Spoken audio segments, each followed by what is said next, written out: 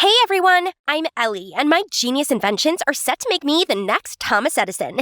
If you want to see more of my one-of-a-kind inventions, please comment and don't forget to like and subscribe to Animated Story Show.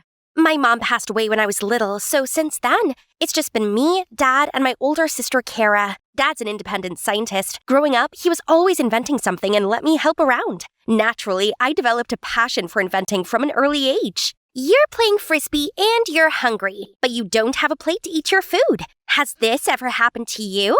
No. I present to you the Frisbee food plate. Okay, no Frisbee plate. How about these goggles that help you cut onions without tearing up? Or this cool food hat, perfect for all your TV snack needs. Okay, so maybe they weren't ready for my inventions back then, but at least Kara seemed to like them. Like this alarm clock that only goes off when the puzzle has been solved. She's a doctor, so it's important she gets up on time and keeps her mind alert. I want to do well too. It's my dream to be an inventor just like Dad. So I studied hard and managed to get a scholarship into the most prestigious private school in the state. While I was getting used to my new school, Dad was working hard to make sure I got everything I needed. Everyone loved his inventions, including the Bancrofts, one of the wealthiest families in town. They hired him to design a robot chef system, but due to a system error, it short-circuited and set their mansion on fire. Luckily, no one was hurt, but Dad's reputation was at stake. He had to pay for the damages, which meant we had to sell our home. Still, we didn't have enough money. Just then, a woman, Mrs. Harding, came to see Dad and told him that she'd settle everything on one condition. He had to live in the mansion and work exclusively for her. Dad didn't have much choice, so he agreed and asked for me to tag along too. As for Kara, she received a high-paying job offer to provide round-the-clock care for a coma patient, so she moved into the hospital. So Dad and I started our new venture, only mansion life didn't go so well. As soon as we stepped through the huge doors, Dad was bundled off into the basement to work. And me, I became Mrs. Harding's own personal servant. This was so not cool, so I decided to get sweet revenge. I tinkered with Mrs. Harding's high heels so I could control them with a remote. Only I was busted by Ariana, Mrs. Harding's daughter. What are you up to? I'm just... Oh, I see. Clever. Let me help you. What in the cinnamon toast? So, we watched Mrs. Harding put the heels on, wobbled about, and tumbled over. Mission completed. Nice one, Ellie. That's the funniest thing I've seen all year. So, what's up with you and Mrs. Harding? Mom's always so strict on me, but Dad is the opposite. Only he's traveling, so Mom's running the Milo Corporation for the time being, and now she's turned into even more of a tyrant. From then on, Ariana and I became friends and spent our free time pulling funny pranks on Mrs. Harding together. We rearranged her laptop keyboard, messed with her water flosser, and tampered with her bedroom light. I wanted to help Dad with the finances, so at school, I opened up a design-on-demand inventing service for some extra money. Queen, the school queen bee, noticed and made an order with me. High heels that convert to flats will make partying easier. Put me down for a pair in size 7 and make sure they're hot pink. I finished the order, then excitedly gave them to Queen. Only she fell on her butt. You did it on purpose, didn't you? Ugh, I'll make your life a misery. I made them based exactly on your order. Hey, you got what you ordered, so leave her alone. Turns out this is Owen, who's also here on a scholarship. Owen's a science guy too, so we clicked instantly. One night, I was serving dinner when I overheard Ariana ask her mom why her dad wasn't back home yet. Ariana, he has flown to India for a spiritual retreat. Huh? That doesn't sound like something Dad would do. Yes, well, the spiritual retreat is helpful in running the company. He'll be back soon. Now eat your greens. Ariana seemed very confused still. I knew her pain, as I missed my dad too. Feeling down, I went to see Kara to talk to her about it. But Kara appeared with 2 giant bodyguards. What's with the walking mountains? My patient is very important, so they're here to ensure information security. It's no big deal, sis. Just pretend they're not there. I felt bad that Kara had to work under such extremes for our family, so I was determined to sell more of my inventions. Everyone knows your inventions suck. Quit clogging up the hallway already. We could come up with better inventions. See, straight A's here. Those mean girls who were always ranking last in class now became top students? Pfft, how you achieve those grades doesn't count. Yeah, they definitely didn't earn those A's themselves. And you, that desperate for money, huh? Well, it's a long story. So I told him about my family's misfortune and how lucky I was to have Ariana as a friend, despite her being the daughter of the Mila Corporation owner. She seems cool. Why don't we invite her to the arcade with us? So the three of us went there, and Owen quickly acquainted himself with Ariana. It was good they were getting on, but hello, I was still here. When Ariana went to the restroom, I asked Owen, "So, you like her then?" Why? You're not jealous, are you? Jealous? No way. Then Owen suddenly turned serious and told me actually, he's been researching AI. Recently, there were some AI unethical products on the market. Some even took advantage of the face recognition feature to secretly withdraw money from millionaires' bank accounts or stock them. You know, those girls bragged about getting straight A's? Well, they used a cheating device that I suspect came from the Mila Corporation. No way! My dad works for Mila. He wouldn't be behind this. He couldn't. I don't know, Ellie. All I know is companies that use science and tech irresponsibly are a big bugbear of mine, and I had no intention of flirting with Ariana. I only approached her to do some more digging, and maybe we could sneak into the basement to talk to your dad about it. It's impossible. It's like Fort Knox. There's a security guard there 24/7. Owen assured me that between us, we'd figure out a way.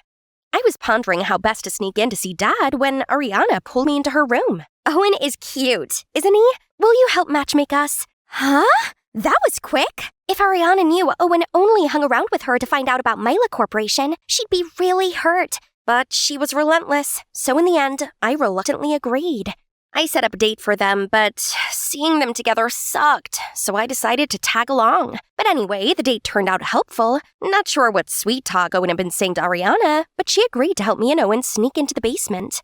The next day, Ariana helped distract the basement security guards. We sneaked in and found Dad on the floor, unconscious. I rushed to his side and urged Owen to help me carry him out. Mom's home! Help Owen leave first! When Mrs. Harding saw me helping Dad out, she went berserk. How dare you remove him from the basement? He has work to do! I found him passed out! You're overworking him! If you don't let me take him to hospital, I'm suing you for negligence. Mrs. Harding reluctantly gave in and ordered the guards to take us to the hospital.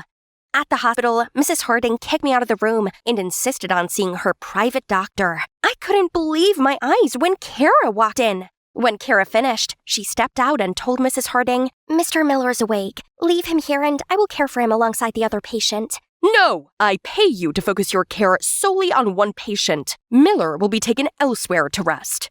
So it's Mrs. Harding who hired my sister to care for this mysterious coma patient. I ran to talk to Kara, but Mrs. Harding pulled her away. Fine, I would just have to investigate what she was up to myself. The next day I was by my locker when Owen appeared, so I filled him in on what had happened at the hospital. I took these from the basement. Look, this one has the template for the cheating device Queen and our friends use. So Mrs. Harding hired my dad to make these unethical inventions for illegal profit. I just didn't think he'd ever do something like this. The design's just a portable device that could go through metal detectors. Your dad's a righteous scientist. Mrs. Harding must have pressured him into making this. We'll find proof to prove this. That's right. I have to get my dad out of this. Don't worry. I'm always here for you. We're in this together. Oh, I see. So you two are framing my mom? Ariana, you don't know what's going on. Oh, I don't? Then tell me, is this why you approached me? No, let me explain, Ari. And you let him use me? Ugh, am I a joke to you two? Then she stormed off. What I feared the most had come true. Ariana was furious with us both and ignored us since then. Then, a few days later, a huge news report broke. Science no match for monk life? Mila CEO Harry Harding moves into monastery and leaves a $1 million corporation to his wife, Dazia Harding. I and Owen were so shocked to hear the news. Just then, Ariana came to tell us Mrs. Harding had been acting odd, so she eavesdropped on our call and heard her mention Mr. Harding, then looked very nervous and shady. Ariana knew something was up, so she paid a private investigator to delve in deeper, and turns out her dad never went to India. And now that he's back, he refused to see me and was all surrounded by bodyguards. That's it. We gotta get to the bottom of it. So the next day, Ariana went inside her mom's room. Mom, you've been so distant lately. Can we spend some time together? Just you and me? While the coast was clear, I sneaked into her office and rummaged around. Using my lockpick, I opened her drawer. Inside was a treatment plan with Mr. Harding's name on it. I went to the hospital with Owen and spoke to Kara about the treatment plan. There was nothing unusual going on. Ellie, go home. Feeling defeated, we left, but then we bumped into a doctor. What is this regimen? It's designed to make the patient's condition worse. We were shocked, but before I could ask him any more about it, I saw Kara get into a luxury car and leave. We jumped into a cab and followed her. The car pulled into this heavily guarded mansion. We knew we couldn't get inside by the front, so we sneaked behind the mansion, climbed over the wall, and shuffled along the side of the building. The door was locked, so Owen kept watch while I used my lockpick to enter. We crept across the kitchen, but I accidentally knocked some pan over and made a thump. Who's that? Owen immediately pulled me behind the fridge to hide as the guard shone a flashlight around. Gosh, this tight space made us way too close to each other. I could hear our hearts beating in sync. The guard finally gave up, and we left the room. Suddenly, I spotted Kara turning in the hallway. Follow Kara. I'll stay here and play lookout. As Kara stepped into a room, I saw Mr. Harding lying there. Kara, what's going on? Kara looked surprised seeing me and pulled me to the hall. Ellie, you shouldn't be here. Is that Mr. Harding lying in the room? That's right.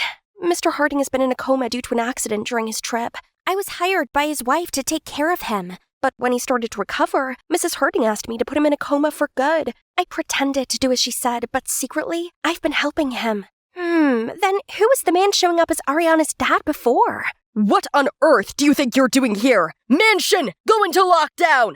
Voice verification not recognized. Surprised, huh? We've reset the system. Now it only responds to me. Seemed like Mrs. Harding had installed an AI system to control the mansion. Luckily, Owen managed to reset it. How could you? Look what else I found in your mansion. You trapped Mr. Miller here and forced him to build a robot to impersonate Ariana's dad without telling him the truth. Dad's also here? And the man showing up as Ariana's dad before was the robot he had created. Restrain them at once. Well, I guess it's time to use my flycatcher. I shot Mrs. Harding and the bodyguards in the eyes. Security! Get them! Right then, someone showed up on the yard. I'll distract them with a robot. Those dumb guards mistook the robot for the real Mr. Harding and ran after it. Let's get out of here. Mansion! Lockdown! The 5 of us ran out of there, while Mrs. Harding and those guards were immediately locked inside. As everyone was back at the mansion, Ariana insisted on me taking her to see her mom. Why, Mom? Why did you do this to Dad? I sacrificed everything for your father, my assets and my youth. Mila is what it is today because of me. Yet to him, I was nothing more than a housewife. After his accident, I saw means to take back what was rightly mine. If only he ever once listened to me. Poor Ariana, she doesn't deserve any of this.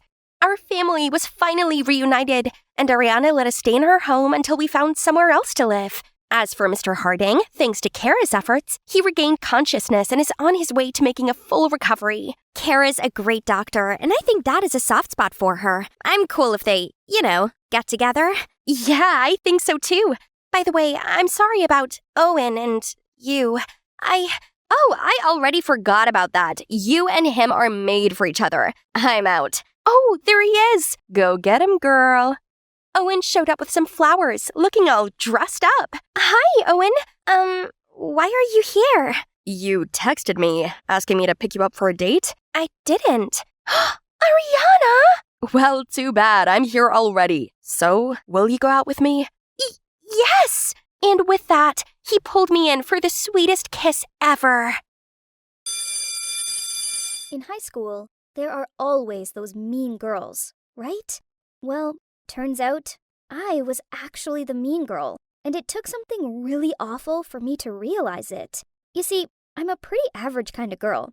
Average looking, average grades, and I guess you could say I'm a little chubby. Yeah, I'm that invisible. But thank God, I had some good friends, so it's okay. I'm content with my mediocre life. But one day, I received a note in my locker. There's even a heart on it. My heart started beating so fast. Could it be?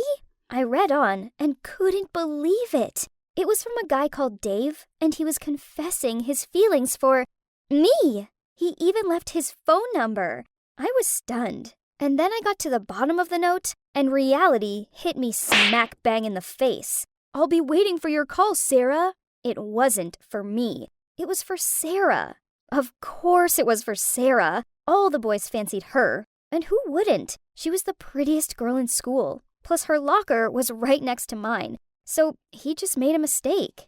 I was about to pop it in her locker when I saw her walking towards me. I tried to hide my disappointment that the note hadn't been for me. It drove me crazy to see her bouncing towards me with her blonde, curly hair and gorgeous smile. When she saw me, she started making small talk and even complimented me on my cardigan. It was so weird. What's so good about that to talk about? Was that compliment a kind of sarcasm or something? This angelic girl always gave me uneasy feelings. I bet she's that type of mean girl that's just being nice to your face, then later comes home and puts your name in her burn book.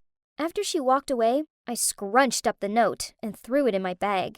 Later that night, I did something insane. I texted Dave, pretending to be Sarah. I don't know why I did it, but after a few texts back and forth, it actually became quite fun. I looked him up on social media, and I couldn't believe how handsome he was. He was a year older, and so his classes were in another building. No wonder I hadn't noticed him before. Even our cafeterias were in different buildings, so he'd probably never seen me either. Not that he would notice me anyway, though. I felt so wild messaging him. I'd never done anything like this before, and it actually felt quite fun to pretend to be Sarah. I could just talk to him so freely and didn't have to overthink if I was sounding like a loser. Because in those moments, I was Sarah, the most popular girl in school. And it felt amazing. It didn't matter what I said, because I knew that David thought I was Sarah. And so everything I said to him was funny or cute. I even told my best friend Clara what I was doing, and she was amazed that I had the courage to do such a thing. I showed her our texts, and she was like, "Wow, girl, you are crazy." I continued to text him, though, and eventually, I found I couldn't stop. I didn't know how long I could keep it up before I got caught, but I figured I'd get bored before then anyway. But then one day, he asked me to meet him after school, and I froze. Obviously, I couldn't meet him, nor let him approach the real Sarah in real life. So I made up some excuse about how my parents were super strict, and I'd get in trouble if anyone saw us. But he insisted, saying he had a gift for me. So I told him to leave it on top of the vending machine for me instead. To my surprise, he thought this was a really romantic idea, and so he agreed. Throughout the next week, he left me a gift every day. One day, it was a small crystal in the shape of a rose. The next day, it was a book of poetry. That was sweet. I didn't expect such delicacy from a jock. And then he asked me to meet him at the basketball game that Friday. He sounded so serious. I guess his patience had run out. Well, of course, it would be too absurd to go to the same school, but didn't see each other at all for 2 weeks straight, right? I had no other choice but to agree. But then, the panic kicked in. It was the finale of a big tournament at school, so everyone was going. And Sarah will be there too. And if Dave saw her, no, it would just be a disaster. My life would be over if they knew what I'd been up to. I asked Clara what I should do, and she was like, "What? You haven't ended that catfishing thing yet? You need to tell him now, before it's too late." She'd called me a catfish. I was so offended, so I just stormed off and said I'd make my own plan without her help. I knew exactly what I was going to do. When I got home, I raided my mom's medicine cabinet and found it. Her laxative syrup. I poured a little into a fruity drink I'd bought. Obviously, I'd followed the instructions and only poured a little. I mean, I didn't want to knock Sarah out. I just wanted to give her enough so she'd miss the game. Little did I know how badly this was all going to unfold. When I got to school the next day, I made sure I was early and put it on Sarah's desk. I heard footsteps, though, and almost jumped out of my skin. Luckily, it was just Clara. And when she asked me what I was up to, I just said I'd seen a boy dropping this off on Sarah's desk and had felt jealous, so I'd taken a look. Sarah later took it without hesitation, since receiving gifts from secret admirers wasn't new to her. Well, success. After PE later that day, Sarah drank it. But then, disaster struck. Her friends also wanted a sip, so she passed it around. And to my complete horror, Clara had a sip too. I wanted to jump in and stop them, but I couldn't. In the next class, everyone kept running to the bathroom. It was so awkward. Luckily, Clara only had one bathroom trip, and then she was fine. She thought she'd just eaten something bad. If only she knew the truth. Sarah must have drunk much more than the others, because she still looked pale after several trips. During break, I went over to her and asked if she was okay. Then I suggested she go home and rest, and even offered to help her walk to her car. At that point, I was actually more worried for her than for my plan. But, well, my plan did work anyway. Later that night, Dave texted me saying he couldn't find me at the basketball game. Well, me, meaning Sarah. I told him I wasn't feeling well, and so he said he'd send me a gift the next day to make me feel better. Well, that was the moment Clara came over and confronted me. She busted into my room saying, "I know what you did. Isn't that too much?" Then she said she'd seen the syrup in my backpack. I was stunned. But then I just told her that it was time those mean girls got a taste of their own medicine. But she was furious. She said, "You're ridiculous. Sarah isn't a mean girl. She's so sweet. She's even nice to you. Are you that blinded by jealousy that you'd sink this low to hurt her? You know what? You're the only mean girl around here." At that, she stormed off, leaving me standing there all alone. I froze there, dumbfounded. What just happened? What did I just hear? Was I the mean girl? That couldn't be true, right? Was Clara even my friend? How could she say that to me? She kept calling me catfish, then mean girl. This girl was really too much. But her words kept lingering in my mind. I thought about it. Sarah really had never done me any harm. So why was I being so mean to her? It wasn't right of me. That night, I couldn't sleep. I felt so guilty. I'd really let things get out of control. Why was I even doing this? It's not like I even really liked Dave. Sure, it felt nice to have a cute guy talking to me, but he was only talking to me because he thought I was Sarah. I didn't know what I was trying to do anymore. The day after, Dave had left a new gift box on the vending machine. I kept looking at it and wasn't sure if I should take it. But then suddenly, a guy noticed it, took it down, and saw it was addressed to Sarah. Then he quickly ran to class and gave it to her. It all happened so quickly, I didn't even have time to react. I ran after him to see what would happen next. Sarah and her friends were all gathered around the box and kept saying, "Dave? Isn't he your crush? That Dave Miller? Wow, girl, congrats! But why did he leave a gift for you?" I could see Sarah was blushing, and that's when I realized she actually liked him. Oh my God, I'd messed everything up! She was so happy, which made me feel even worse. Clara was right. I was the mean girl, not Sarah. I had to act quick before Sarah found Dave and they both discovered the truth. I texted Dave and asked him to meet me at the park in secret. As soon as I arrived, I could see he was there already, excitedly waiting. I hid behind a tree from afar and called him, and then I asked him to let me explain first. I told him I wasn't Sarah, and that I'd been doing this because I was just tired of feeling like a loser. But I didn't expect I'd taken this all too far. "I'm so sorry," I said to him. He was so confused and kind of angry at first. But then, after a while, he said that back in middle school, he'd been a bit of a nobody. So he could understand where I was coming from, but he needed time to process it all. When he was about to hang up, I said, "Wait!" Then ran towards him and said I was the girl on the phone and that I had good news for him. That the real Sarah actually did like him too, and that all he needed to do was go and get her. He looked unsure and said, "You're not lying to me again, are you?" Then I said, "I swear, she's got the biggest crush on you. Please let me make up for this all. I'll help you." He looked so happy, and I felt better knowing I was helping this happy couple get together. They deserved each other. I even helped him choose out the next gift for Sarah. Yep, the actual Sarah this time. And ever since then, I kind of became his wingman. As for Clara, of course, I apologized to her and thanked her for being a good friend and for knocking some sense into me. And now, Sarah and Dave are officially a couple, and I even hang out with them sometimes. In fact, Dave's friend has been hitting on me, so let's see if anything happens there. Maybe I'll finally get a real boyfriend.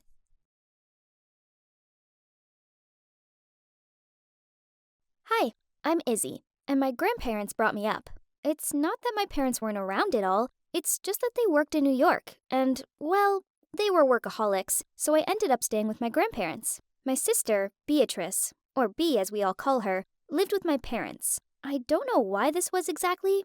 It just kind of happened. My parents visited every Christmas and occasionally during spring break, but not having them around was normal for me. Then one summer, my parents showed up with B and told me they were moving to town and we were all going to live together. At first, this was weird as I was so used to barely seeing them, but then I decided it could be good, right? But, well, living with a little sister was more complicated than I thought. It's kind of bothersome. In fact, B even pushed me, an average drama-free girl at school, into a bunch of nonsense scandals. B's a sweet kid, but she's on the shy side and she can be a bit clingy. Probably because she still needed some time to fit into this new place, so she followed me and clung on to me all day long. But I just didn't get why she had to copy everything I did. I wore ripped skinny jeans, so she bought the exact same pair. I wore glitter pink lip gloss, so she did too. I got a new phone for my birthday, and she begged our parents until they caved and gave her one too. That kinda sucked, as I'd waited for ages for a decent phone, and she got one just by nagging. She had her own bedroom, but each night she came into my room and made me tell her stories about everyone at school, as she said this would help her make new friends faster. We'd chat about school, boys, friends, girl stuff. Then she'd fall asleep in my room. She stayed here pretty much every night, so in the end, our parents bought us bunk beds. But she then went and bragged about everything I told her to her classmates, so they'd think she's cool, since she got to hang out with seniors and knew their stories. One time, she leaked out the secret that my best friend Lee had a crush on Paul, and she told her friends that I was surely gonna be spring queen at the next prom. What? I didn't even think about trying out for that. Never! I'm not interested in that kind of attention. And obviously, the rumors got out. Lee stormed up to me, yelling and all, saying she never wanted to be friends again. I tried to explain things to her, but she didn't listen. And for the rest of the day, every time I walked across the hallway, the popular girls would smirk at me and say things like, "Who do you think you are?" Like, seriously, as if you could be spring queen? I hated this. I just wanted to have a normal, quiet life at school. I didn't like this attention, nor did I have any longing to be spring queen. This made me so mad. So later in the afternoon, I stormed into B's classroom during recess, dragged her aside, and told her to stop ruining my life with her big mouth. I didn't have much time to talk to her about exactly what had happened because I had to return to class, but I made sure to make my point and threw her a dirty look before I left. She looked pretty scared. I stomped back to class, but my tantrum didn't last long because during English Lit, my teacher paired me on a group project with 2 of my friends and Andy, the cutest guy ever. This was the perfect excuse to use the group study time to organize a meetup at my house. The plan was set. I just needed to come home, put on my cutest outfit, and wait for them to come over. I was so nervous that I didn't really mind about the feud with my sister anymore. I excitedly told her about Andy coming over, and she helped me tidy up my room and braid my hair. They arrived, and studying didn't last long. Soon, we were watching movies and playing games. Then B suggested we play 7 Minutes in Heaven. That's so childish, but the others seemed up for it. Besides, I figured it could work in my favor with Andy. We spun the bottle to decide, and when it was Andy's turn, B asked to spin it for him. Then she winked over at me and Andy. Then, to my horror, the bottle pointed at her. What was that? Is she stealing my crush too? This little brat. She and Andy went into the closet, and after 7 excruciating minutes, they walked out looking all smiley. I was so mad, but I kept my cool until they left. Then I screamed at B that she was a horrible, sneaky girl and to stay away from me. It got so heated, Mom had to come and tell me to stop. I slammed my bedroom door shut and even put my dresser in front of it so B couldn't come in. The next day, she tried apologizing to me, but I ignored her. She even left a candy bar on my pillow, but I just chucked it in the trash. To make matters worse, Andy approached me at school and went on about the fun he'd had at mine and how cool B was. What? So what exactly did those 2 do in the closet? This was awful. Then prom day came. I didn't have a date. Lee still wasn't talking to me, and trying to avoid B in my own house was draining. Then Lee called me up excitedly and told me Paul had asked her to prom. I was so happy for her, and we made up. She invited me over to get ready for prom at hers. I packed my dress, my makeup, but my eyebrow pencil was missing. I mumbled, "Ugh, B," as she must have taken mine again. I knew she was at swimming practice, so I went through her drawer to find my makeup stuff. Nothing. Then I spotted something under her pillow. It looked like the end of a black pencil. This must be it. I took it out, but it wasn't an eyebrow pencil, just a normal pen. It was in the middle of a notebook. So curious. I pulled it out. That's when I glimpsed my name on the open page. So I picked it up to see what it was. It's her diary. I read through the first few pages. She said she loved me very much and that she was happy that she finally got to live in the same house as me. I found a specific page that was a little ripped. It was the day I yelled at her. I saw tears dried out on her words. She wrote how she really thought I was very beautiful and would win the Spring Queen title, and how she just wanted to help me and Andy get together, so she suggested the 7 minutes game. And she tried to aim the bottle at me, but it went wrong. And that when she was in the closet with Andy, she was only saying nice things about me to him. And she also found out that Andy had feelings for me. Also, she wrote that sleeping alone was so scary, but she didn't want to bother me anymore. She said she'd ruined everything and wished she could move back to her old house. I felt so guilty, and I just cried all the way to Lee's place and later told her everything. I was not in the mood for prom anymore, so even though everyone complimented me on my dress, I couldn't enjoy myself. Andy came forward and asked me to dance, but I couldn't quit thinking about B. I apologized to Andy for my bad mood, and he was so understanding. We ended up taking a walk outside, and I vented to him about how I'd misunderstood my sister. Then, suddenly, I spotted her with friends at the photo booth at the entrance. They looked like they were having so much fun, except for her. She looked so sad. I grabbed her arm from behind. She turned around, shocked, then quickly stepped back and went to leave, but I stopped her and told her I was sorry. I hugged her, and we both cried, and continuously said sorry to each other. Then, I suddenly heard my name on the mic inside the venue. She then said, "Go, go! They must be crowning you as Spring Queen right now! Told you so!" Turns out, I wasn't Spring Queen, but I did make prom court, which I guess is kinda cool. I was wrong to ever be mad at B. She never meant to cause any harm. I know that now. Later that evening, Lee and Paul came over and thanked B, as it was basically down to her that they were now together. Then Lee winked at Andy, who was standing next to me, and said, "You should also thank B, because it looks like we're having another couple here." Talk about awkward. So we both just shrugged it off and pretended not to understand what she meant. We spent the rest of the night dancing and having a great time. It felt so good to have my best friend and my little sis back in my life. I've now realized that having Bella with me all the time isn't so bad. Yes, she's annoying at times, but all she wanted was to have her big sis around. And I guess I have to admit that I like having my little sis around too. Hey, it's Jessica.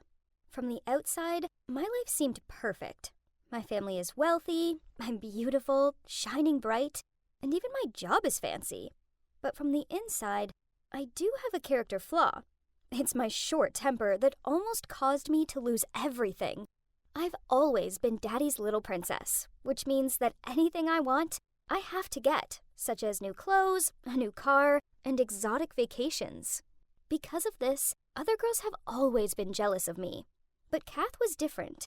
She realized there's so much more to me than my designer outfits and glossy hair. Kathy's family lived nearby. You see, my dad was friends with Kath's father, who passed away when she was little. But being the nice guy my dad is, he continued to support them.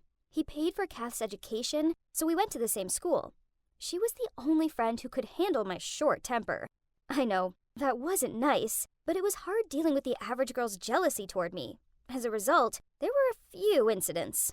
One time, when I was just a primary student, some girl dared to put on my shirt after sports. She said it was an accident, but as if.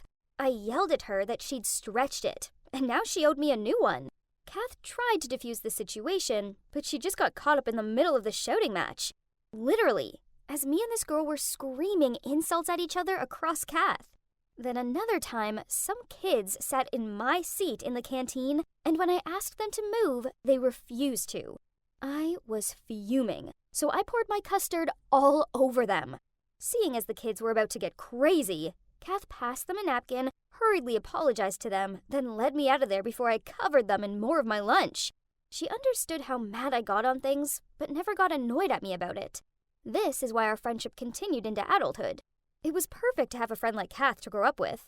But what made my life even more perfect was the arrival of our boy next door. Yes! A new family had just moved in, and my mom told me that a cute boy my age was going around meeting people. I ran out to suss it out and find Kath standing on her front porch and talking to a super cute guy. I swished out my hair and tottered over to them. "Hi, Kath." I smiled at her. Then I turned to him and said, "Hi there. We definitely haven't met before, 'cause there's no way I'd forget you." He smiled back and introduced himself as Andrew and said he lived on that block. I sat down on the couch in Kath's house and did my research on Andrew and found out he was a pretty famous influencer. His dad ran off with another woman and started a new family, so Andrew lives with his mom and Nan. And best of all, he was single. I pulled on Kath's arm and insisted that she help me beg Andrew as my man. She looked a little awkward at first, but then she reluctantly agreed to help. I persuaded Kath to pretend that she lost her phone. Then I went round to Andrew's and begged him to come and help us look for it. He spent the whole afternoon trying to help us look for it, only to hear it buzzing in my pocket. Oops. Then one time, well, this wasn't planned, but I managed to get one of my new heels stuck in a drain cover. I was standing there yelling at it when Andrew walked past and told me to take my shoe off. I refused. Did he have any idea how expensive they were? He just laughed and told me to lean on him while he carefully unwedged my shoe. Whose heart wouldn't melt for this gentle guy?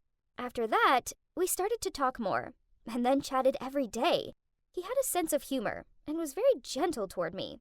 It is so wonderful to know that he was impressed by how cute I was, hiding Kat's phone in my pocket to find a chance to make friends. How embarrassing, but seemed like he liked that. After 2 months, he asked me out on a date, and soon we became an official couple. I loved being around his family, as his mom and grandma were so sweet and friendly. Then my dad said he needed me to go on a 3-month business trip in San Diego. I didn't want to leave Andrew for so long, but there was nothing I could do about it. Ugh, being an adult sucked sometimes. I just had to pack up and take a flight to San Diego, then finish the job as quickly as possible. Little did I know how terrible things could happen in the next 3 months. One night, my mom called me up. She was furious, and at first, I couldn't work out what she was saying. Finally, she calmed down enough for me to make her words out. "Jess, I found the DNA test hidden away in one of your father's filing cabinets. Kath is his biological daughter. This whole time, he's been lying to us. I cannot put up with this. I'm divorcing him, and I won't be happy until he's left with nothing." What? Kath was my sister? No, it couldn't be. I called up Kath to get to the bottom of this. As soon as she picked up, I screamed at her. "Your dad's my dad. How could you keep this a secret? You're trash, and so's your mom. You're both vile, ugly gold diggers, and I hate you both." Kath spluttered out. What? Huh? I don't understand. You heard me. You're trash, and so's your mom. She's nothing more than a man-eating, money-obsessed liar, and I hate her. Sobbing, Kath replied, "Don't talk about my mom like that." This only made me angrier, so I yelled, "I will say what I want to. I hate you and I hate her. I hope you both fall down a pothole and never get out." Suddenly, I heard a voice say in the background, "Who are you talking to? And why are you so upset?" I knew that voice. It was Andrew's. Why was he with Kath? I was about to scream out at her to stay away from my man, but she hung up. I immediately tried calling Andrew, but he didn't answer. I was so angry I screamed out, then went into the kitchen and started smashing glasses onto the floor and swiping things out of the cupboards. The next day, Andrew called me. I thought he was going to try and worm his way out of what he did, so I answered with a, "Oh, hi Andrew. It's nice to finally hear from you." He replied, "Hi Jess. Look, I have something important to tell you. It's my grandma.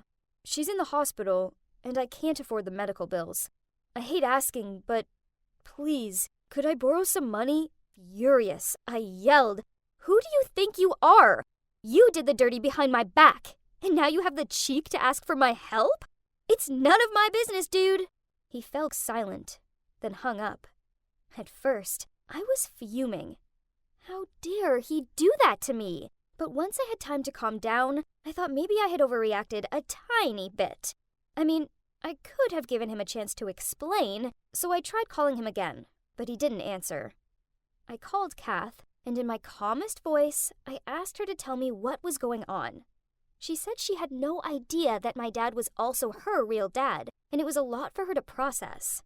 Then she said that she was only around at Andrew's last night because his grandma had a fever, and she was trying to help. But then her fever worsened, so she was taken to the hospital. I felt pretty bad about it all, so I tried calling Andrew again to sort all this mess out. But he'd blocked my number. I transferred him some money over towards his grandma's expenses, but he sent it straight back to me. It was so hard being so far away from Andrew and not being able to go and talk things through with him. I missed him like crazy. Because of this, I confided in Kath loads, and she kept me in the loop about how Andrew's grandma was. Apparently, she wasn't well at all. Then, one day, she came up with an idea to help. She told me to send money to her account, and she'd give it to Andrew, and tell him it was from her. Then, when his grandma was better, she'd tell Andrew the truth about where the money came from, and he was sure to realize how much I cared for him and forgive me. I thought this was a great idea, so I sent Kath the money. Then things got weird. She went super quiet and then stopped talking to me altogether. Then 2 months later, through social media, I found out that Andrew was getting married to Kath. What? After having a screaming frenzy, I calmed down enough to book a flight home. I took an Uber to Andrew's house and pounded on his door. He answered, and on seeing me, he slammed the door in my face. I wasn't leaving until he spoke to me, so I sat on his doorstep. It was only when it started to rain that he eventually opened the door, and in a gruff tone said, "Okay, you have 2 minutes. Then I want you off my property for good." Look, I know you're mad, and I'm sorry, but why are you ignoring me? I tried to make amends for what I did. I sent you the money. I know. I sent it straight back, remember? He grunted. Not that money. The money that Kath gave to you and said was from me. What? That money was from her, not you. You're jealous. You found out I was marrying her, and you're here to ruin our lives. No, I'm not. Please, it was me. I wanted to help. I pleaded, but he tutted, then slammed the door again. I stood there, a soggy mess, and his words sunk in. Kath had lied to Andrew about the money. Why would she do that? Furious, I stormed around to her house and was about to press the buzzer down until she answered when the door opened, and I saw Kath stepping out with Andrew's mom. I jumped out of sight and listened. Andrew's mom was thanking her for all her help and saying how much she couldn't wait for her to be her daughter-in-law. What?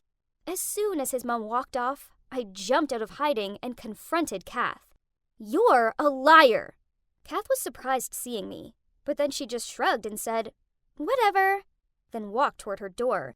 He's my man now, not yours, she added, looking back at me. You traitor! I screamed at her as I charged towards her. We got into a fight, and there was a lot of hair pulling. Finally, Kath managed to get through her entrance door and lock me out. She grinned at me through the window, so I shouted at her, Kath, you just wait! You won't get away with this!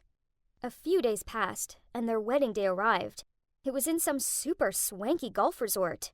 I tried sneaking in through the entrance, but 2 guards stopped me. Ugh! Kath must have pre-warned them about me. So I had to find another way in, which involved climbing through a tiny gap in the hedge. A bodycon dress wasn't my best choice, and I had twigs in my hair and grass stains all over me. Still, out of breath, I showed up at the aisle and waved the evidence of bank statements and messages between me and Kath in Andrew's face, and shouted, Look, this is all the proof you need to show that I sent the money to Kath to help your grandma, and she's a filthy liar! Andrew looked shocked, but he took the evidence from me. No, she's making it up! Kath's eyes widened in alarm as she tried to grab the evidence out of Andrew's hands. Seeing her reaction, he pulled it away from her and looked through it, his face falling when he discovered the truth. How could you lie to me about this? He stared at her. You told me that Jess cut all contact with you. Teary-eyed, Kath glared at me and said, You get everything! The nice clothes and the lavish lifestyle. yet you act like a spoiled brat. I was sick of hiding in your shadow and defending you for all your childish outbursts. I liked Andrew from the beginning, but no, you had to have him." Through gritted teeth, Andrew told her, "It's over, Kath. I never want to see you ever again." After that, she rushed up the aisle in a frenzy of white fabric and sobs. Geez, talk about making an exit. That was 3 months ago, and a lot has changed since then. My dad eventually managed to persuade Mom to forgive him, although he had to buy her a new car and take her on a month-long island getaway. Also, she insisted that she never wanted to see Kath or her mom ever again, so Dad arranged for them to move to another city. This worked for me, as I never wanted to see Kath again either. I know I have a short temper, and I overreact sometimes, but I honestly believed that Kath was my friend. It hurt knowing that she didn't care about me at all. She just wanted my life. As for Andrew and me, now we're back together, and there's no way I'm letting my short temper cause me to lose him again. All of this could have been avoided if I hadn't let my anger blindside me. I should have trusted him from the start and heard him out. So now, if I feel anger overtaking my thoughts, I will go and pace the yard first to calm down. I may look like a crazy person, but it works a treat. I'd just climbed back into the room when suddenly I heard a voice. "Jasmine, how come you're only getting home now?" I turned around to find Emma standing there. "That's my business." "Don't come home late like this again, okay? You'll be grounded if your dad finds out." I shrugged and closed my door without saying anything. Yep, that's Emma, my stepmom. She doesn't actually care, she just pretends to. If it wasn't for her telling my dad to forbid me from singing, then I wouldn't have to sneak out to go practice like this. Different day, same story. Yet again, I've had to lie about going to my singing practice. Honestly, I can't wait to be an adult so I can do whatever I want. "Dad, I'm going over to Mix to study," I said as I headed for the door. Suddenly, Emma pulled me back and handed me a bottle. "Huh? Licorice tea? Drink this after practicing. It helps keep your voice clear." Then she winked at me. Huh? So she knew I'd lied about where I was going, yet still she'd helped me? Maybe, just maybe, I've been misunderstanding her this whole time? Later that night, Emma suggested we should go for a picnic on the weekend, and for once, I excitedly agreed. But when the weekend rolled around, there was this hectic snowstorm. Emma kept looking out at the snow with disappointment written across her face. That's when the idea hit me. How about we have an indoor picnic? Yes, that's right. That's a great idea. And so we set up the tent right in our living room, and we were having the best time when suddenly the doorbell rang. I got up to answer it, and standing there covered in snow was a woman. She suddenly ran at me and said, "Oh my gosh, Jasmine, you've grown up so fast. I've missed you so much." Before I could understand what was going on, Dad shouted, "Megan, I can't believe you have the nerve to show up here like this. I know you won't accept my apology, but you don't understand. I had to see her. I've missed her every single day." Oh my God. So, that woman was my mother? I couldn't hold back my tears and ran straight over to hug her. I swear I'd been waiting for this moment for years. Mom gently stroked my hair and then turned to my dad. "Can I stay here for a while? Just to make it up to my beloved daughter after such a long time being apart, Elvis?" "Are you joking? Get out of my house!"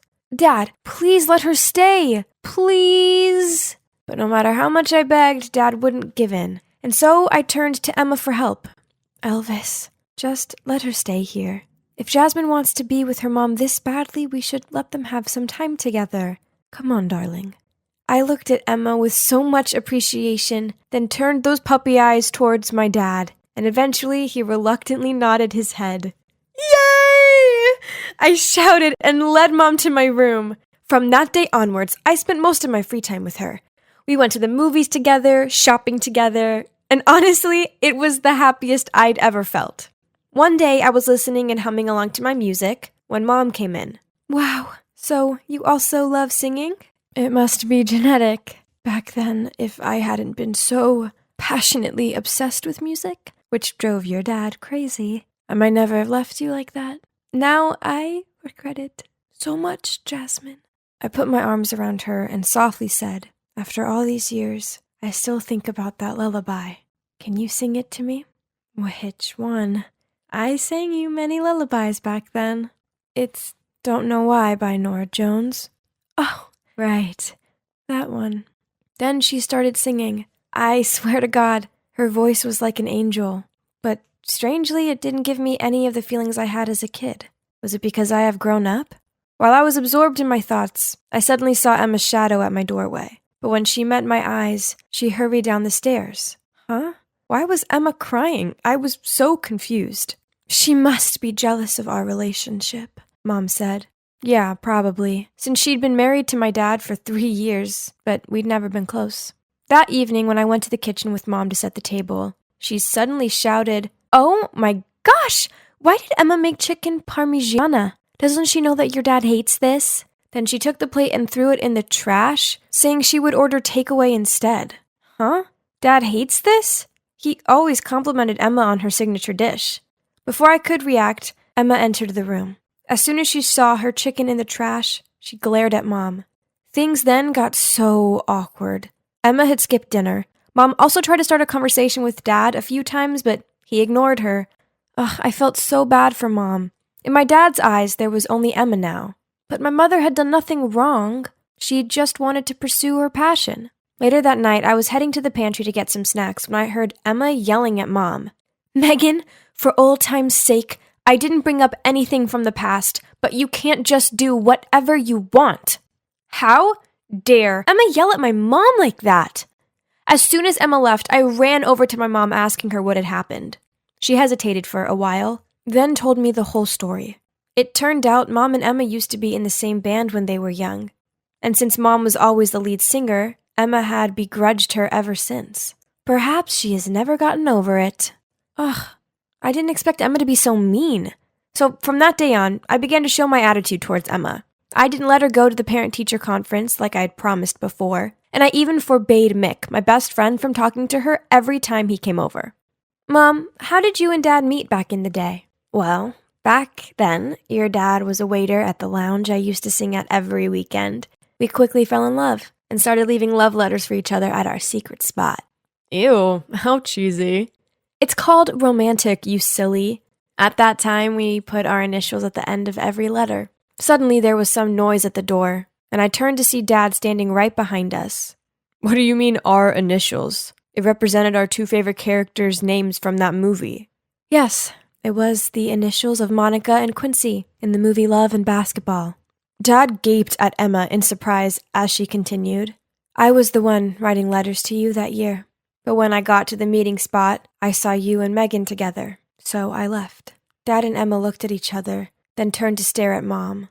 Actually, back then I liked you so much that I pretended to be Emma, but it's not that important. In the end, you were still into me and we got along really well, right? I can't believe you lied to me like this for all these years! Then Dad angrily left the room, followed by Emma. As for Mom, she was sitting there, tears pouring from her eyes. Okay, so Mom was definitely in the wrong, but did Dad need to treat her like that? Who doesn't make mistakes from time to time? And anyway, it's because of my mom's mistake that I'm even here, right? From that day onwards, the atmosphere in the house was so intense. Dad ignored Mom, and Emma always gave Mom hateful looks. Until one day, I'd just gotten home from school when I saw my dad excitedly running towards me saying, "Emma is pregnant. You're going to have a little brother or sister." Wow, I'd always wanted to have a sibling. I couldn't believe it. So that night, my family threw a party to celebrate, and Mom also congratulated Dad and Emma. And thanks to that, the tension between the 3 of them started to ease. Phew. But a few days later, for some reason, Dad found out that I'd lied about going studying with Mick. He was furious and grounded me for a week. I was sullenly playing on my iPad when Mom entered the room. Emma must be the snitch. Now that she's pregnant, she wants Dad to be angry with you, so he'll give all his love to her and the baby. Well, that just made sense. The other day, I'd even seen Emma whispering something to Dad, and as soon as he heard it, he got mad. Ugh, such a two-faced woman. I had to sort this out, and so I set up a fun plan for my stepmom. One time I made her orange juice using powdered cheese, and she ended up spitting it out all over Dad. Then I unscrewed the shower head to add blue food coloring, and that's how I gave her a Smurf makeover. It was hilarious hearing her horrid scream from the bathroom. Another time I snuck into Emma's room, trying to put flour in her hairdryer. I was rummaging through the bedside table looking for her hairdryer when suddenly I saw a DVD labeled Jasmine 0311. Huh? What's this? Why was my name on it? Curious, I went back to my room to play it, and then I couldn't believe my eyes. On the screen, Emma was carrying a baby and singing a lullaby to her. This melody. Wasn't it the song Don't Know Why? So that baby was me? But Emma couldn't sing, could she?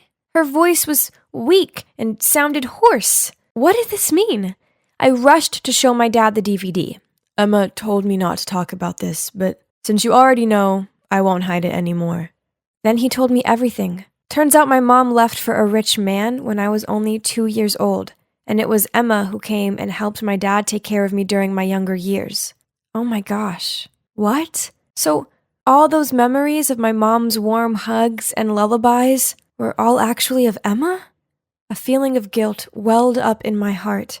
I had to do something to apologize to Emma. So the next day, I asked Mick to go to the mall to help me buy her a gift. As I was passing a coffee shop, I suddenly saw my mom sitting with some guy. Without thinking much, I quickly pulled Mick to a nearby table and eavesdropped on them. Honey, how's the money? You know how pushy the creditors are, and they're getting kinda aggressive. Don't worry, it won't be long now. My daughter's on my side. She'll help me kick her stupid stepmom out. Then my ex-husband will soon follow her wish and volunteer to give me money. What? What was going on? Had Mom come back just for Dad's money? I was about to go confront her when my phone rang.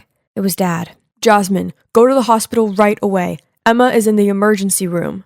By the time I got there, I saw my dad sitting outside the ER with his head in his hands. After a while, the doctor came out and said, "Both mother and baby are okay. Next time, please pay more attention to the patient's food allergy." How could you eat stuff you're allergic to? You must be more careful, okay? Yeah, Emma always took good care. It didn't make sense. Unless my mom... I was about to tell Dad about what I'd seen at the mall when Mom suddenly appeared, eagerly asking about Emma's situation. Unable to stand her pretense any longer, I shouted, "Mom, drop the act. It was you who did all of this, wasn't it?"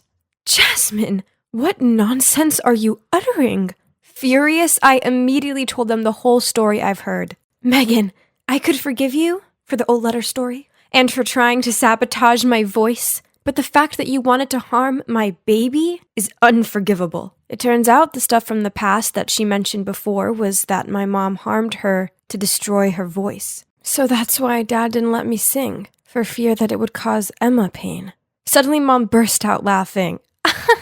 I don't need your pity. You were so lucky to have such a beautiful voice and a wonderful man by your side. And even now, you're still trying to take the life that should have been mine. Megan, give it up already. You need to stop this. Mom was about to say something, but I interrupted her. Mom, please just go. I'm so ashamed to have a mother like you. Then I burst into tears. She got up and left, without even so much as a glance back at us. Emma took me into her arms. I was afraid that you would be disappointed. That's why I hid everything from you. I'm sorry for treating you so badly. She gently patted my head, and I felt like I was back in my childhood, where she'd held me and sang lullabies. It was so comforting. Finally, peace has returned to my family. I'm so fortunate to have Emma as a stepmom, and pretty soon, my little bro or sis will be here, and I can't wait. Here it is. Thank God I found it when I did. Cosmic Jess? Who's Jess? I'm Jen. You're Cosmic Jess, admin of the secret astrology mailbox. Quit the act. I know it's you. I've read your notebook. Your astrological analyses are incredible. You sure did your homework on the boys I told you I want to conquer. You're my idol. Huh? Oh, turns out our hot girl Kira here, she's the weird girl who asked me, or should I say, my alias Cosmic Jess, to help her flirt with guys. Ugh! But out of all people, why does it have to be her who found out about my identity? She knew too much. Let's be friends, okay? I'll keep your secret. I swear! Okay, but no one can ever know about this. Secret friendship. I get it. Was it a friend request or a contract? I shouldn't be friends with the resident hot girl, but it seems like I didn't have much choice. If anyone finds out that I'm Cosmic Jess, then I'll be kicked out of the astrology admin group. Hey, are you blind or something? Can't you see the road? I picked up my books in silence. It's best if I don't get involved with this attention seeker. I was about to leave when Rebecca grabbed my hand. You can't just leave. You broke my new iPhone screen, so I want to know what you're going to do about it. Is your head just for decoration or what? As you're acting like a brainless brat. What are you looking at? Don't you know who I am? And why are you rolling your eyes? Kira didn't stop there. By the time she'd finished taunting Rebecca, she caused her to run off crying. Then Kira winked at me and walked off. A famous, cute Leo wants to be my friend. I guess that's not a bad thing, right? Beneath her competitive and brash exterior, Kira is actually a warm and optimistic girl. No surprise, though, as Leos are extremely dedicated and sincere. She even gave me this beautiful white dress, just 'cause she said it'd complement my skin tone. Oh no! Now I've ruined it! Stupid ketchup bottle! I rushed to the bathroom to try and fix it. Jasmine, give me the soap bar! SOS! Here! Oh my god, what? Through the curtains, I saw the silhouette of a tall boy showering. You should stop breaking into the bathroom like that. We have a new tenant. Wait, can I please finish up here before we have formal introductions? Jasmine apologized to him, then dragged me out of there. Turns out that's Mark, my older brother David's classmate, and he would be staying with us while he completed his internship. Mark walked out of the shower not long after that, and oh my god, he was gorgeous. Look at that sun-kissed skin, lean muscles, and bright smile. Thank you, universe. He introduced himself, but my ears were ringing, and I couldn't hear a thing. Cupid had hit me. He even helped me clean up the ketchup all over the kitchen carpet and floor. What a nice guy. Then when the coast was clear, I snuck into David's room and rummaged around, trying to find some more info about this hot friend of his. There it was. Mark was born on May 22nd. So he's a Gemini. A perfect gift for an Aquarius girl. I went to school with a spring in my step. Oh, what a glorious day!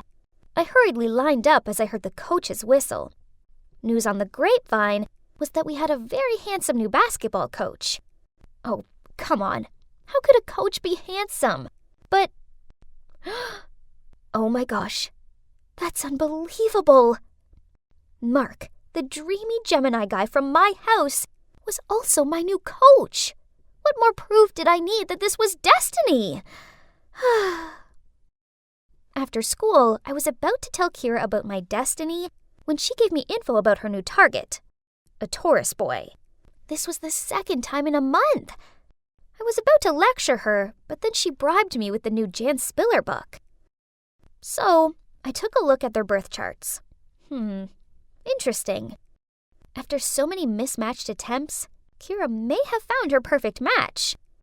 But after a week of trying to impress this guy, Kira failed miserably. This Taurus guy doesn't like my enthusiasm. I just don't get it. I've shown him how kind I am by helping people out, and I even changed my style for him. I actually tried on this vintage knee-length dress that smelled like mothballs, and he didn't glance at me once. Let me check. I just don't understand how it can be wrong. Okay, let me go get some snacks. I recalculated and redrew the chart, but still couldn't figure it out. Maybe he already had a girlfriend? Or perhaps he wasn't into girls. In this case, I couldn't help at all. Just had to close this Leo-Taurus case and open up the Aquarius-Gemini love story. I flipped through my chart and Mark's. We matched perfectly. And I just drew hearts around the picture of him glued on it. Ah! I have shocking news, Jen! Kira's piercing scream startled me. Why the hell is the gym teacher downstairs in your house talking to Jasmine? Oh, he's staying in David's room for a while. What? Why didn't you tell me that hot news? Wait, what's in your notebook? Don't tell me it's Mark, okay? I quickly turned around to get the notebook, but Kira was faster. So, you also like Mark. That's why you gave me the advice to be an idiot in front of him, right? Huh? Your Taurus guy is Mark? Of course, I didn't know that. I mean, he's not even a Taurus. Yes, he is. But you knew this. Now you're trying to trick me with your false info so you can find out more about him. If you want, I'll leave him to you. I'm not that needy. Not like you. Unbelievable! Do you really think you would have been able to pick those ex-boyfriends of yours up without my advice? Duh! I'm a beauty queen. You're just helping me speed things up. Beautiful, but boring. The personality that won over all those guys was built by me. That's not who you are. Boring? How dare you? I'll show you just how far from boring I am. Kira then left. Okay, fine. She's living in La La Land about herself. Talk about delusional. Poof, I don't need such an unreasonable friend. At the same time, I received a ton of notifications from the secret mailbox.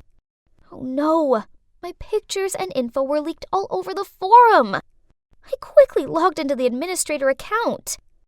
Ugh, anonymity was the #1 rule of the group, so now they'd kicked me out. My favorite job, my fans. Kira, this was too much. Fine, you want to play dirty? I'll show you dirty. It's time Kira's long list of boyfriends went public on the school forum. Kira the Omnivore was the new nickname that students gave her. Oh well, it was her fault for flirting with 12 guys in just half a year. Was she trying to find a boyfriend from each of the 12 zodiac signs or something? Let's end this stuff. It's because of Mark, right? You'll never have him. He's mine. Fine, if you can win his heart in a month, then I'll apologize for lying about your boyfriend collection. If not, you have to write a post claiming that I'm not Jess. Okay, mark your own words. Kira is a competitive girl, but in this fight, I would definitely win. I mean, come on, she couldn't even get Mark's star sign right. Even though she's a terrible cook, Kira still tried to send some disgusting cakes that she made to my house for him. But of course, Mark threw them in the trash after the first bite. She also feigned feeling faint and fell into his arms in every basketball lesson. Mark looked so uncomfortable. Not surprising, really, seeing as he's 100% Gemini, not Taurus, so her fragile girl act wouldn't work on him. As for my relationship with him, well, that was coming along nicely. And thanks to our assigned star signs, all I had to do was just be myself. For instance, the other night, when I just happened to mention there was a shooting star, he enthusiastically made me and Jasmine go along and watch it. Then last weekend, he invited me and her to a friend's farm, which was so much fun. I saw the cute looks he was giving me. So if Jazz hadn't been there, he definitely would have confessed his love to me. And it was true that I didn't have to wait long, as that night, I suddenly heard a knock on my door. How sweet! He'd left a movie ticket for me. Take that, Kira. I knew I'd won this one. I'm so gonna take a picture of us holding hands in the cinema and send it to Kira. The night after, I didn't see Mark at home, so I guess he wanted me to meet him at the movies? This was so romantic. I was in the right seat, but he wasn't here yet. My heart was beating so fast that I thought it would explode. As the movie started, the lights went out, and that's when someone was approaching my row of seats. I nervously pretended to be staring at the screen when he came to sit next to me. Why are you here? Huh? More like, what are you doing here? The two of us watched the whole film together in anger and impatience. Who on earth arranged all of this? We huffed our way out of the cinema, then spotted Mark. Only he was holding hands with a girl. Jasmine? We chased after them, but Jasmine just shrugged and smiled. So all this time, he'd been trying to win Jasmine's heart, not mine. Then he walked over to us and handed me his card. Go get yourself some ice cream, pizza, anything. Have fun. I'll be back with Jasmine later. What was that about? I looked at the credit card and gasped when I saw Timon's signature in the corner. How could I forget Geminis have multiple personalities? Timon was the founder of the astrological mailbox. Who would have thought that the leader of this group would be a teacher? Someone I lived with, my sister's boyfriend, my crush, and even my bestie's crush. Kira gave me a comforting look. Now we were both lovelorn, but in true Leo style, Kira had already lined up her next prey.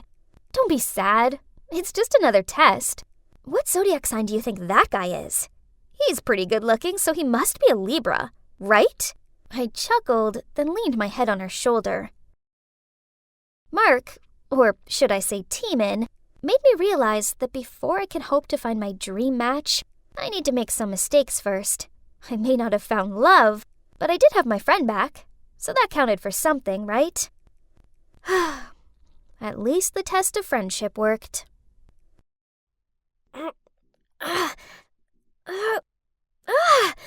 Why did this fence have to be so high? Oh no, that didn't sound good. It was time to get out of here. But, I seemed to be stuck. Suddenly, a security team was blinding me with a flashlight and telling me not to move. Not that I could anyway. They dragged me down. Then the next thing I knew, I was being pushed into a chair and interrogated by security guards. But all they got out of me was silence. A few minutes later, Mr. and Mrs. Langston showed up. Yeah, they're the wealthy couple who owns this mansion. They're the people that I was looking for. I suppose I did owe them an explanation. I'm sorry for this disturbance, but it's not what you think. I saw your job advert for a housemaid, and I wanted to apply, but the guard said I was too young and refused to let me in. The thing is, my dad has a rare heart condition, and if he doesn't receive treatment soon, then chances are he won't make it. I really don't have any other choice, so please can I have the job and also 6 months salary advance? Right at that moment, a girl my age fell into the room, peered at the Langstons, then started laughing. Carla, this is not acceptable. Aren't you ashamed of your appalling results for the Francis Academy entrance exam? You should be studying hard to redeem yourself, not out partying at this hour. This Carla girl just rolled her eyes at them, then wobbly walked off. I noticed Mr. Langston comforting his wife, who seemed to be in much distress at the girl's inconsiderate behaviors. So this must be their daughter then. They sure seem to take her education seriously. And she applied to my school. That gave me an idea. You know, if you want to improve Carla's academic performance, I can help you. They both gave me skeptical looks, so I showed them my academic records and told them how I was a valedictorian and had successfully scored a scholarship at Francis Academy. On hearing about my achievements, any apprehensions they had soon faded. And so, they'd come up with a plan, a risky one. They would pay for my dad's hospital fees until he fully recuperated if I took on the identity of Carla and flew to South Korea to study at an international high school there, while Carla would take my place and enroll at Francis Academy just as they wished. This deal sounded like the answer to my prayers, but I knew it would be tricky. Pretending to be somebody else in a completely different country was beyond my understanding, so I agreed to do it, but only on 2 more conditions. First, a guardian must be present, who would take care of all my paperwork and stuff. Second, after I completed the deal and returned, the Langstons had to help me get into my dream school, the prestigious GBA University, obviously. They gave it a thought, then shook my hand in agreement. It looked like we had a deal! The next thing I knew, I was in an elite neighborhood in Seoul, Korea. Whoa! Talk about luxury! So this was what it felt like to be born with a silver spoon in your mouth. Mr. Preston dropped me off at school and repeatedly told me not to draw attention to myself. Blah, blah, blah.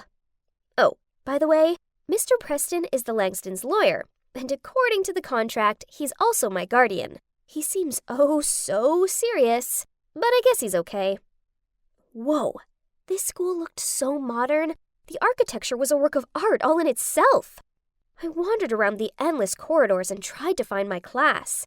Everyone seemed quite friendly, and the class president, Minjun, even gave me a guided tour. All the students' outstanding paintings, photos, and models were displayed all across the campus. Countless classrooms of different subjects, from science to art, just made me gasp in awe. I was admiring the artwork when suddenly Minjun blurted out, "Sorry, I've got to go. Miss Lee is looking for me. It'll only take a few minutes, so wait here for me, okay?" Then he rushed off. So I lingered around the hall. That's when I spotted a group of girls nearby. I recognized the one from my last class.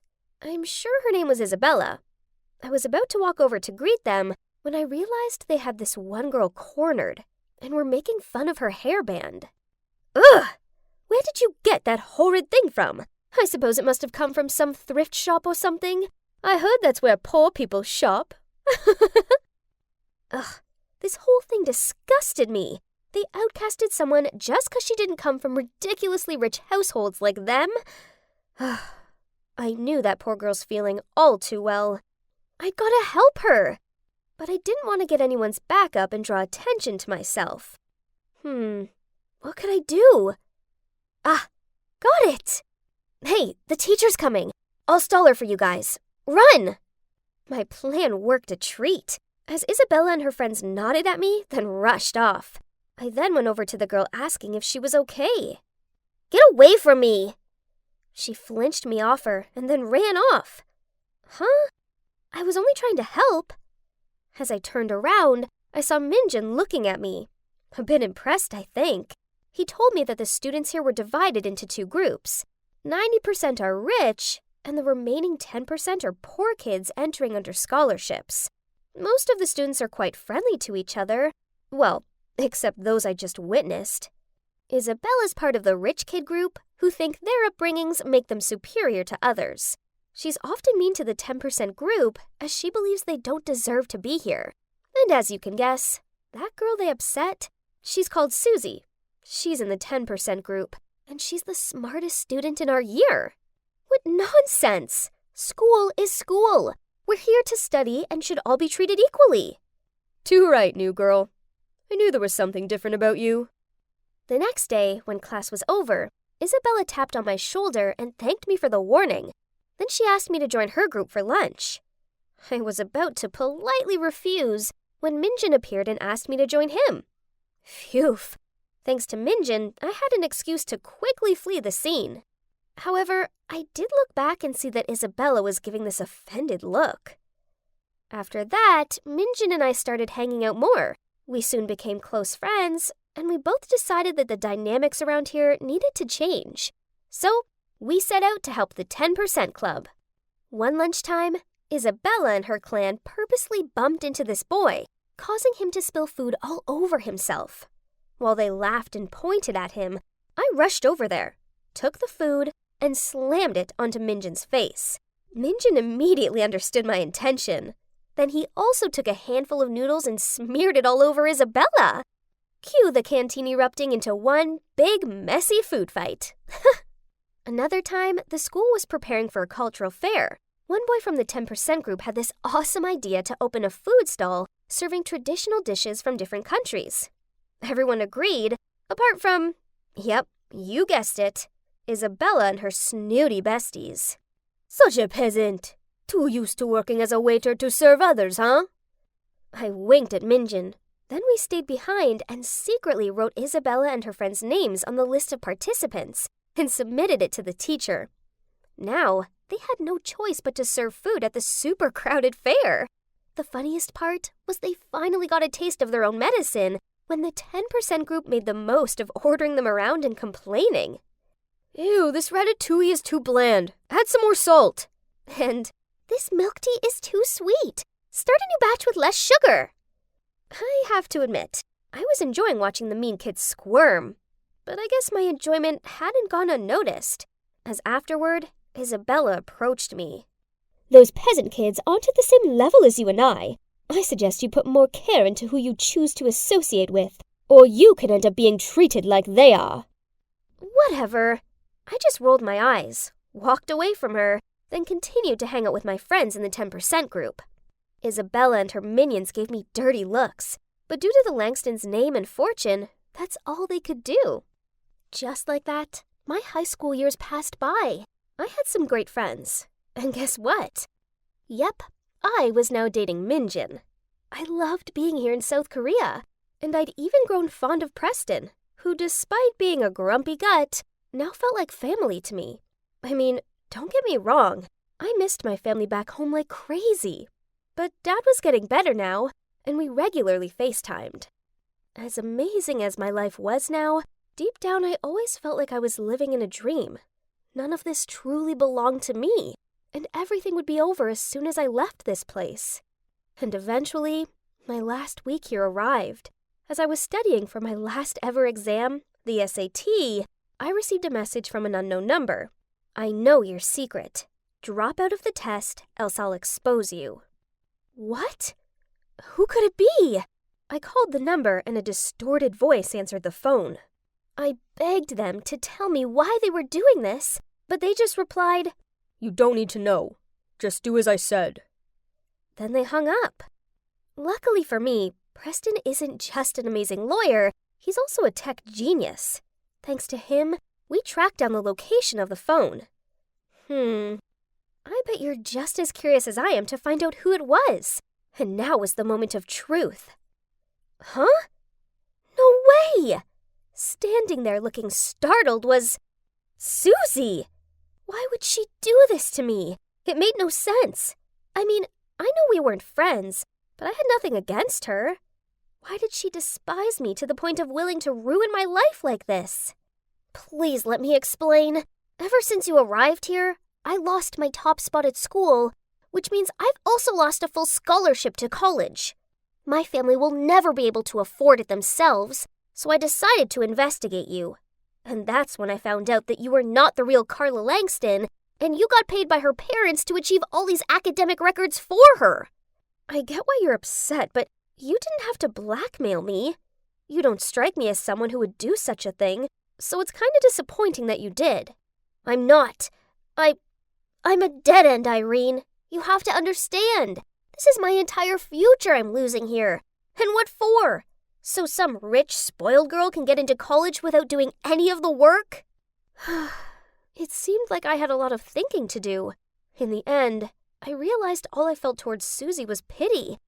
This was all my fault, and it wasn't fair for someone as capable as Susie to have her entire future ruined because of me. So I had to be the bigger person here.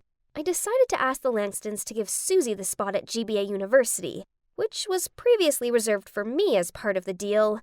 I mean, no worries. With this big brain, I could easily get in there on my own, right? And so, as soon as I was done with the test, I quietly left South Korea behind, without saying goodbye to anyone, including Minjin. Susie and I boarded the same flight back to the state. She couldn't help but thank me all the way there. And, well, let's just say, by the time the plane landed, we became good friends. But things didn't all go as swimmingly as I intended. It turned out Carla was even more negligent than first thought. All she managed to get was a high school diploma with shockingly bad grades. These were now my bad grades. My dream of attending a prestigious university was over. I just have to make do with a community college instead.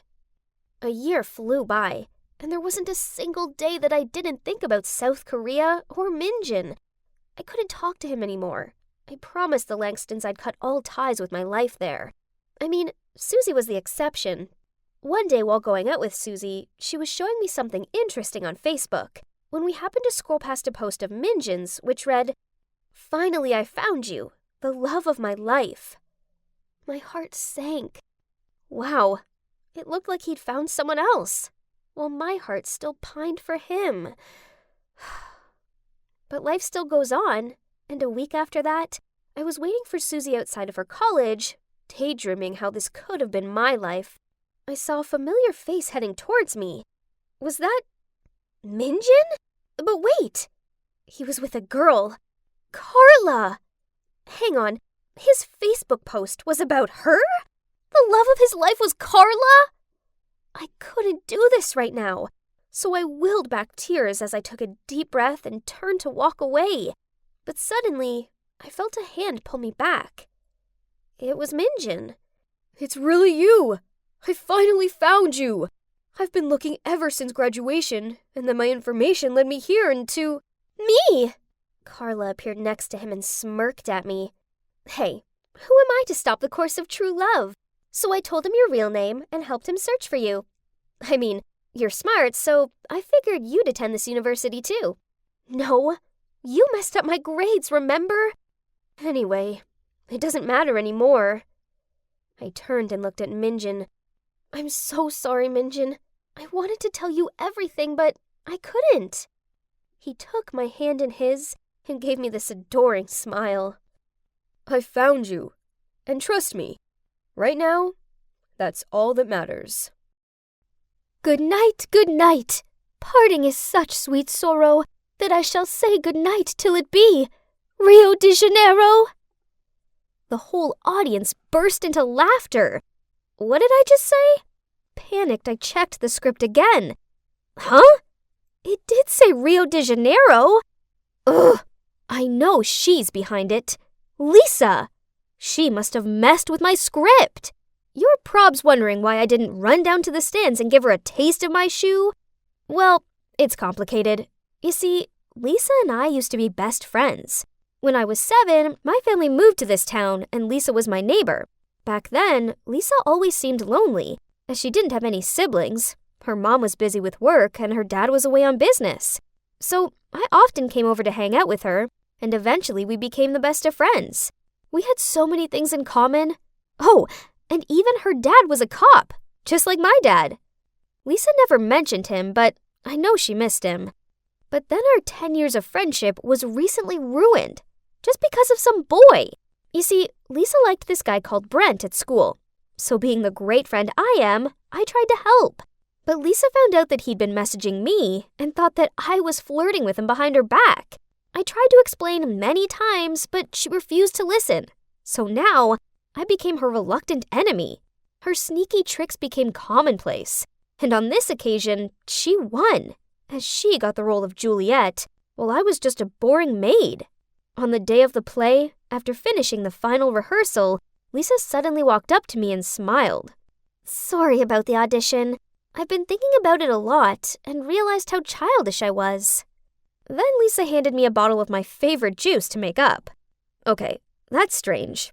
Does she have 2 completely different personalities inside her or something? Or did she realize how great of a friend I am not to resent her petty tricks?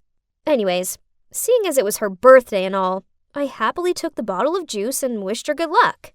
However, 15 minutes before the performance, I had the worst cramping pains in my stomach. I sprinted at rocket speed to the bathroom, and by the time I got out of there, the show was pretty much over. And guess what? I hadn't had anything that day, except for the juice Lisa gave me. Unbelievable! She did it to me again! I then rushed into the lounge of the drama club and rummaged through Lisa's bag. Bingo! Inside was a bottle of laxatives. She put it in my drink so I couldn't participate in the show. Ex-best friend or whatever, there's no way I'm gonna let her get away with it this time. Then suddenly, I found a vintage pocket watch sticking out from the innermost compartment of her bag. I held it in my hand and saw that the number 1999 was engraved on it. Why did it look so familiar? Don't touch my father's belongings! A voice sounded from behind me, and the next thing I knew, Lisa snatched the pocket watch from my hand. Why was she angry?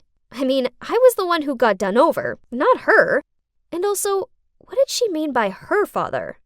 I was still thinking about it when I arrived home, and suddenly saw someone sneaking around outside Lisa's house. Isn't that Dad? My dad looked around and then placed a beautifully wrapped gift in front of her door. It must be Lisa's birthday present, but why didn't he just hand it to her directly? When my dad came back inside, I quickly rushed over to him and asked, "Hey Dad, do you remember the pocket watch that you love so much? I haven't seen it for a while. Where did you put it?" Dad seemed to be flustered by my question. Then he muttered that he'd sold the watch to a pawn shop. I just nodded, but I knew he was lying, as he treasured that watch too much to ever sell it. Why did he give it to Lisa, then lie to me? Could it be that Lisa is my dad's illegitimate daughter? And the fact that my dad insisted on moving here, was it just so he could be close to his mistress and his child? Ugh! Lisa had stolen my role, and now she wanted to take my dad away from me too. I'd had enough. It's time for me to give her a taste of her own medicine. The next day at school, I made sure Lisa was watching as I flirted with Brent, then linked arms with him. She looked like she was going to explode with anger. Then I told everybody in class that Lisa's father wasn't away on business and that she only said this as he had another family and abandoned her when she was little. The rumors must have gotten back to Lisa, as the next thing I knew, she was confronting me as I walked out of the toilet cubicle. "How dare you say that stuff about my dad? You're a horrible liar!" Then we ended up in a nasty hair-tugging fight. It was so bad a teacher had to come in and pull us apart. Then the principal called our parents. Luckily for us, my dad and Lisa's mom decided not to make this a big deal because of our close neighborly relations. Yeah, as if. However, my dad still made me apologize to Lisa and her mom. Ugh. Dad, why do I have to apologize? It's not like she apologized to me for putting laxatives in my drink. You were wrong to spread those untrue rumors about her. But what were the laxatives about? I thought you two were friends. Since when did you guys become this resentful towards each other? I wasn't lying. They're the truth. Are you defending Lisa over me just because you feel guilty that she's your secret daughter? Kirsty, what did you say? I explained how I knew about the watch and therefore I'd figured out his secret. He was silent for a long time, then sighed and said, "Actually, Lisa's dad was a colleague of mine. He was a good man who worked hard at his job. We had this difficult case involving a notorious criminal gang and, unfortunately, her dad passed away while on duty. In his last moments, he gave me his pocket watch as a memento and asked me to look after his 4-year-old daughter, Lisa. Her mom and I couldn't break the heart of that little girl, so we said her father was away from home on business and would return when she'd be 18 years old. As for me, I would pretend to be her father to occasionally send gifts and letters to her.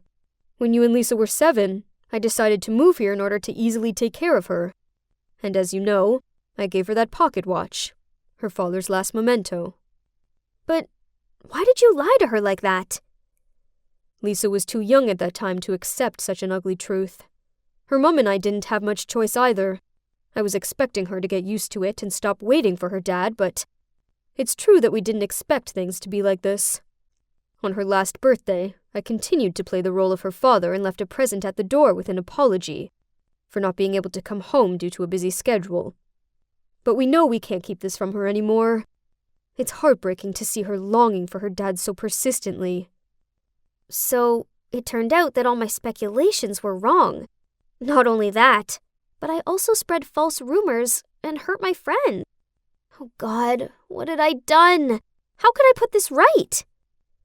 That night, I sent Lisa a long text apologizing, but she didn't reply. So the next morning, I waited at her door to go to school together, but she just walked straight past me. Looking at her distraught face, my heart filled with remorse. I just entered the school gate when someone tapped me on the shoulder. "Want to go see a play with me tonight?" Brent held out 2 theater tickets. Oh, it was for the curious incident of the dog in the nighttime. I was desperate to see that. Back when Lisa and I were still friends, we talked about going to see it.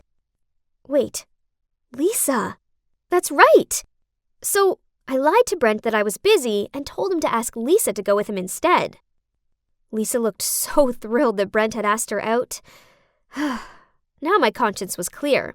Lisa and Brent would realize they liked each other and finally get together properly. Then she'd forgive me, right?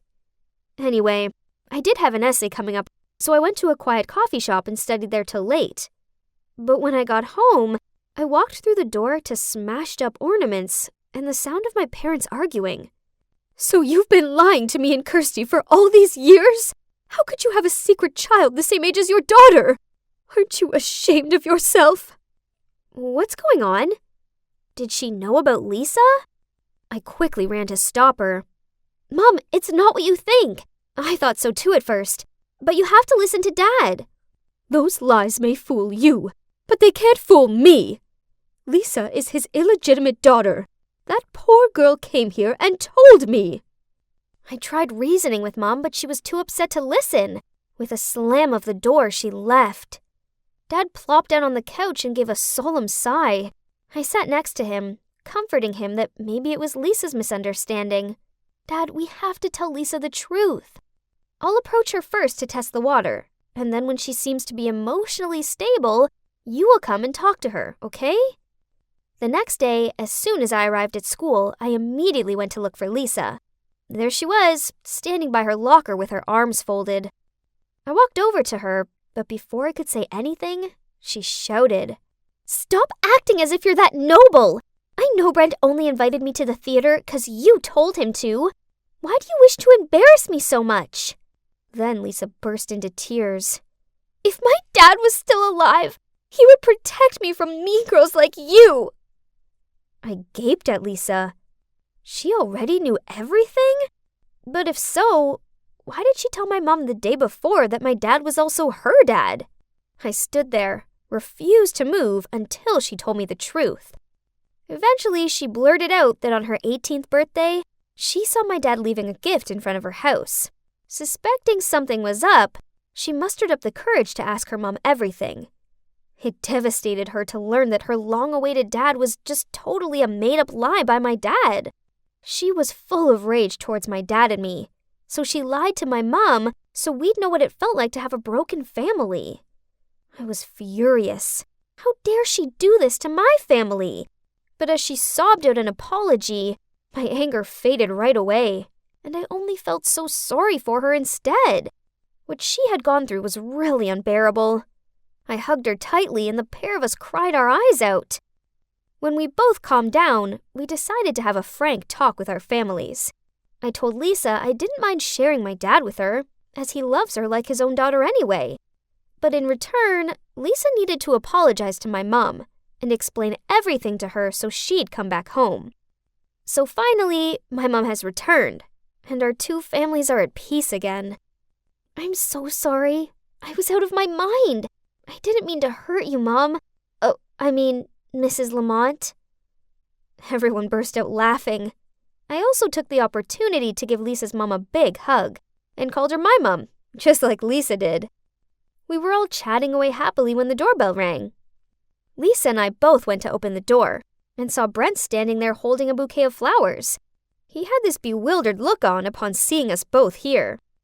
But you know what? It doesn't matter which one of us he was looking for. There's no need for a boyfriend right now, 'cause I already have my best friend right here. Or should I say, my sister?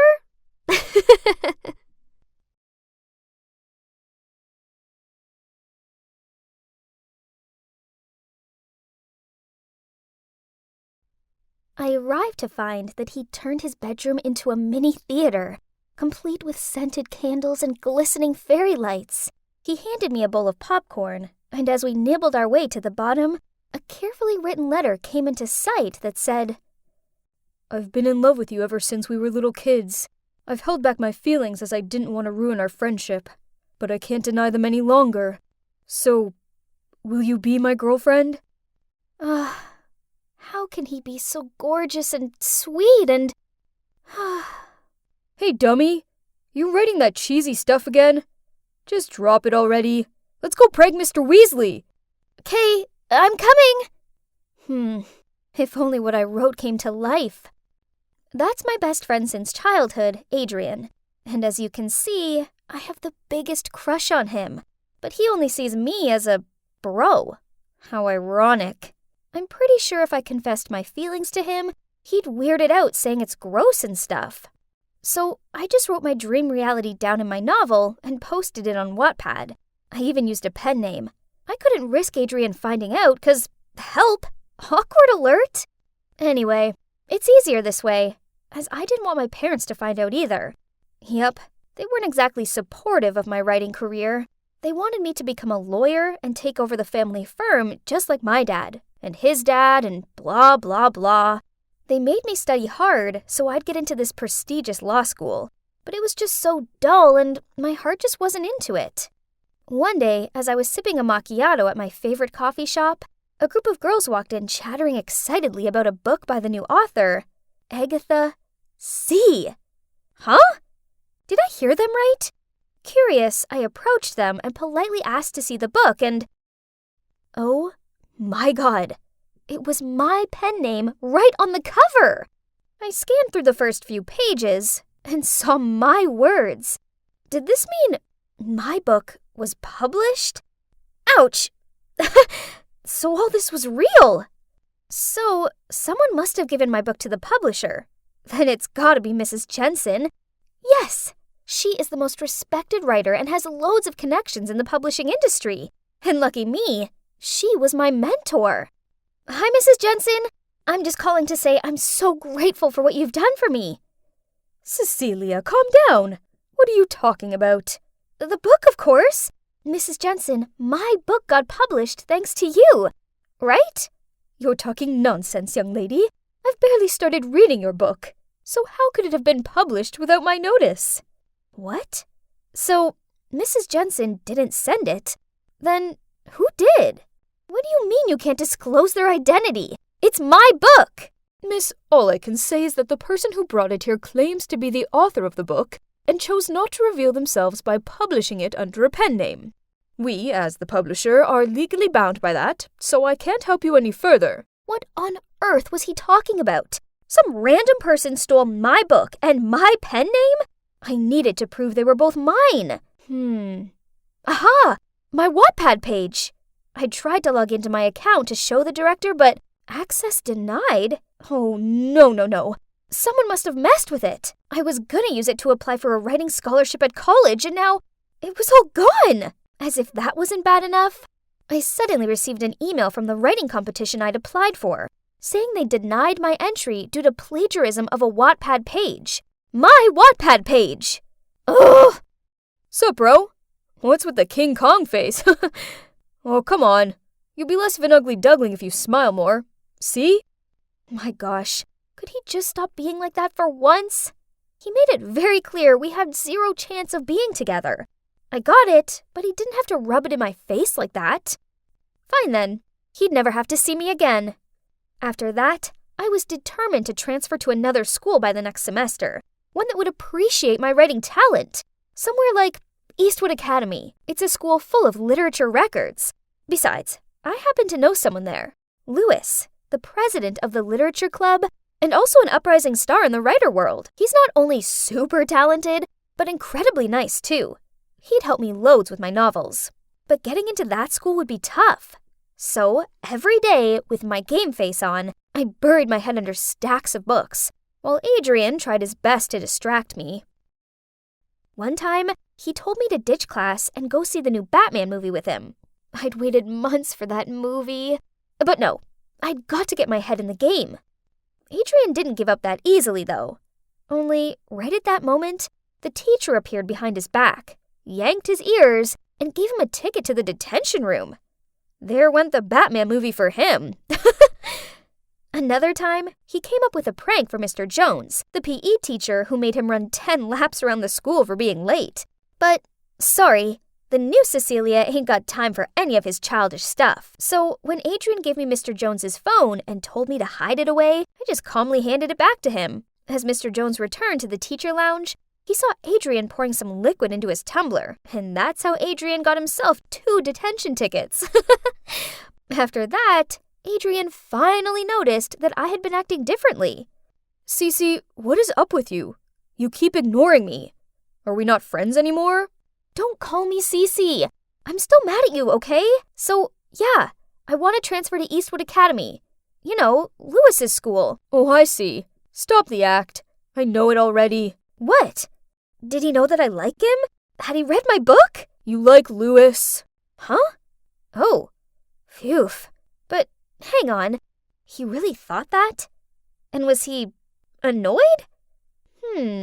Interesting. Yep. In fact, he asked me out to dinner this Saturday. Really? Okay then, I'll go with you. Can't trust this guy. And so Adrian tagged along. He kept complaining about how I dressed up all pretty for Louis, and how he had the nerve to be late. So this is what he's like when he's jealous? Kinda cute though. As Louis arrived, he gave me a big hug, and I could feel Adrian's glare behind my back. I sat close to Louis and giggled at everything he said. He immediately got what I was trying to do, so he acted along, putting his arm around my shoulder and slightly stroking my hair. At one point, I even helped Louis take a fallen eyelash out. And oh boy, Adrian couldn't help but lunge forward to separate us. Right at that moment, I heard a familiar voice from behind. Cecilia? And who are these young men? Louis? Oh, hi, Mrs. Jensen. What a small world. You know Louis too? She didn't answer my question. Instead, she gave me a stern look, then dragged me outside. Cecilia, what are you doing with that no-good traitor? You mean Louis? Who else? He was heavily criticized and boycotted by the whole writers' community. I strongly suggest you give him a wide berth. Oh my. I had no idea Louis had such a bad reputation. He was always so kind to me. Unless this was just an act because he wanted something. Like my novel. What if he was the one who stole it? This was not good. I rushed back to my table, quickly said goodbye to Adrian, then dragged Louis away. Did you or did you not steal my book? What? No! Did Mrs. Jensen tell you that? Turns out, he used to be Mrs. Jensen's brightest mentee. Then he fell in love with her daughter Demi, and they started dating behind her back. But then out of the blue, Demi suddenly broke up with him. Heartbroken, he cut all ties with her and her mom. But Mrs. Jensen took offense at this and had been on his back ever since. Gosh, now my head was spinning. I had no idea who to trust. Come to think of it, back in my mentee months, I also lost one of my manuscripts. I sort of ran into a dead end with that one, so I didn't do any digging, but it can't be a coincidence, right? It must have been Mrs. Jensen who stole them. No way! She's an incredible writer. Why would she do something like that? There's no better explanation for this. Don't worry, I've got a plan to expose her for the stinking thief she is. He then called the publisher, pretending to be some big-shot producer, and asked them to arrange a meeting with the author of my stolen book, as he'd like to produce a high-budget movie based on it. Brilliant, isn't it? We arrived at the rendezvous in awesome disguises and waited for this to play out. Our tension rose as the footsteps got closer. And then, standing at the door was, well, Mrs. Jensen. How could you? I trusted you! Cecilia? What's going on? Oh, drop the act. There's no movie. We only planned this trap to expose you for the book thief you are. Mrs. Jensen persistently denied our accusations and claimed she was only here because her daughter arranged a big surprise for her. Then Louis and Mrs. Jensen started quarreling with each other and it all got messy. Stop! Both of you, please just stop! Demi, please explain yourself. It was me, okay? I stole your book, Cecilia. I saw it on Mom's desk. I'm so sorry. I don't understand. You don't need to steal someone else's hard work. You already are an excellent writer. No, Mom, I'm not.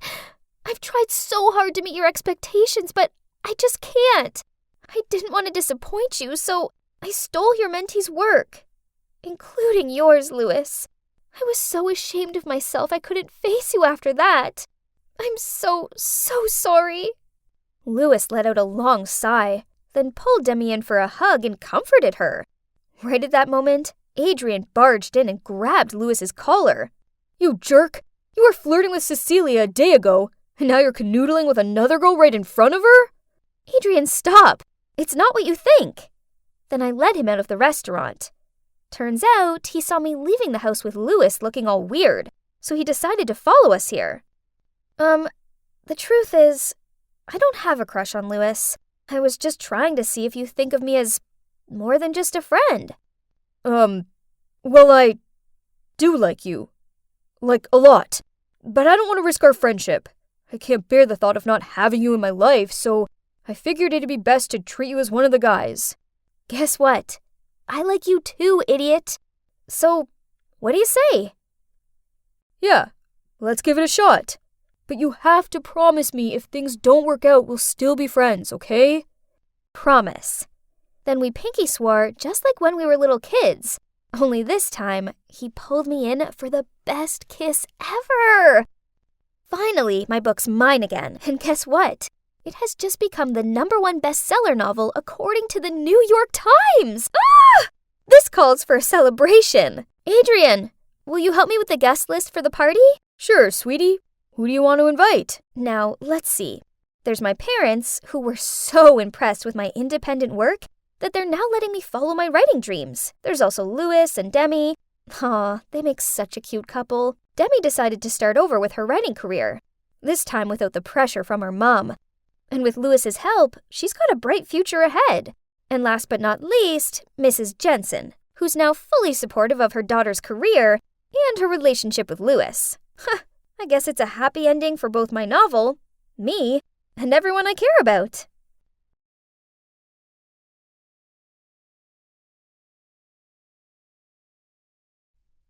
So, my dream of conquering Hollywood and becoming a world-renowned actress is finally beginning. Today is my first casting. Oh boy, I hope it runs smoothly. Now I just have to change my clothes. I heard that Jenny Sinclair is here too. She's bound to get the main role, as her billionaire dad is too influential for her to not to. Ugh, you mean Jenny? The talentless eye candy? She's nothing special. Her dad's loaded, and it's rumored her mom is a famous actress. But after giving birth to her, she abandoned her for a movie role. This is so unfair. How are we meant to compete with some rich girl with a paternal sob story? Yes, I'm Jenny Sinclair, the daughter of billionaire Rod Sinclair and the rumored daughter of a mysterious famous actress. People think growing up in wealth means my life is super easy. Wrong. My dad refuses to talk to me about my mother, hence even I myself don't know who she is, and Dad is also completely against my acting dreams. You see, I definitely needed to win this role on talent. Then they'd all take me seriously. It's almost my turn. I'm so nervous. The movie's called The Servant, so the main role is for the part of this maid. And Mrs. Sharma, a veteran actress who had just come back from Hollywood, will play the role of the ruthless mistress. This is it. Fingers crossed I don't forget my lines. Next, Jennifer Sinclair. Ignoring the buzzing gossip behind me, I confidently stepped onto the stage and smiled at Mrs. Sharma. She seemed a little surprised when she saw me. Fetch me a cup of chamomile tea. I was walking with the tray when... Oops! I tripped and fell, and the cup shattered across the floor. You incompetent girl! You do realize that cup was worth more than you are? Huh? This wasn't in the script. Stunned, I just stood there with a confused look on my face. Poof! Miss Sinclair, how are you supposed to be an actress when your reactions are this abysmal?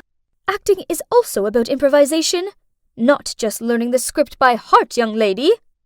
Jenny, you clearly didn't do your research, as you're clueless about this character. I regained my composure, hurriedly apologized to Miss Sharma, and begged the director to let me try one more time. I don't have time for this. How can a young girl who was born with a silver spoon in her mouth ever understand the life of a maid? Please leave. Other contestants are waiting. So, my dream casting became a nightmare. Ugh, it felt like the whole world was laughing at me. Miss, please get up. You need to eat something. Please don't be down. There'll be plenty of other opportunities. No, that was my big chance, and I blew it. Lucas Hemingworth hates me. That basically means the whole industry will now shun me. Oh, him. My aunt's his housekeeper, and she said he's a horror to work for. He's fired 5 housekeepers within the last month, and now nobody dares apply. Don't let him get you down. Everybody knows how obnoxious he is. Did you just say Lucas Hemingworth is looking for a maid, and you know the housekeeper there? That's right, but this is the perfect way to show him that I'm not just a pretty face. I might seem like a spoiled rich girl, I sure still can play the role of a maid better than anyone else. Please help me, or else I'll go on a hunger strike. Before she had a chance to reply, I grabbed the glass of milk and glugged it all in one breath. Okay then, we have the deal now? Hey, it's me, Jenny. I pass for a maid now, right? Remember what I told you, and never set foot in the master's working room without being asked. Now go to the warehouse and get me the box of Christmas decorations. Ugh, this box was so heavy. Suddenly I bumped into something, and as I fell, all of the Christmas decorations scattered across the floor. Huh? What was beneath me? Oh no, I was lying on top of someone. Oh my god, it was Lucas. I quickly got off him and apologized, but he just tutted at me, then walked off. I was feeling dumbfounded as I picked up the decorations when this girl approached me. You're the new maid, huh? Don't think that being pretty means you can seduce my dad to become a famous actress or something. Here's a piece of advice. Don't even dream about it.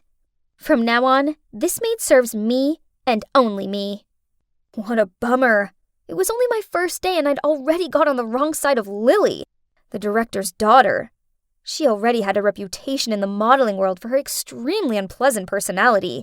And indeed, from that day on, whenever she was home, she spent every second of her time tormenting me. Once, Lily asked me to bring her a cup of hot tea, but as soon as I put the tea tray down, she immediately changed her mind. She wanted her tea to be cool instead, so I had to stand fanning the cup for half an hour. Then on another occasion, she ordered me to stand by the pool in the midday heat holding a tray of fruit. Then after each lap, she made me feed her a piece. It's not surprising I ended up with heat stroke and fell into the pool, which must have been extremely funny to Lily. Ugh. Well, she who laughs today may weep tomorrow. The next day, while watering the roses in the backyard, I caught sight of Lily acting out the part of the maid in front of her father through the living room's window. It seemed that she wanted to take the lead role in the movie too. I think you should just focus on your commercial advertising projects. You haven't learned the lines, and your fake crying is terrible. Do you even know which book this movie is adapted from? Then he just left, leaving her with her tantrum. At that moment, Lily caught me standing there laughing. So, as punishment, she ordered me to clean every single book in the library. Ugh! Whatever. I liked books anyway.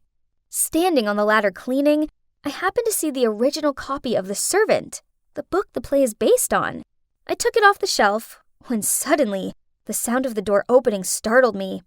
I quickly put the book back and tried to climb down the ladder, but then I misplaced my footing and...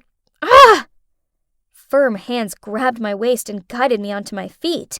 They were wearing a hoodie, mask, and sunglasses. OMG. Had a thief just saved me? Who are you? How did you get in? This is trespassing. Do you realize whose house you're trying to rob? And you, do you know who you're talking to? Thief. Ridiculous. Then he pulled down his hood and took off his sunglasses and mask. Oh God. It was Jack Jerome, the hottest actor on the scene right now.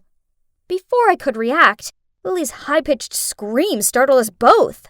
Jack, you're here! It's so exciting that you're staying with us for the next few months. I'm such a huge fan.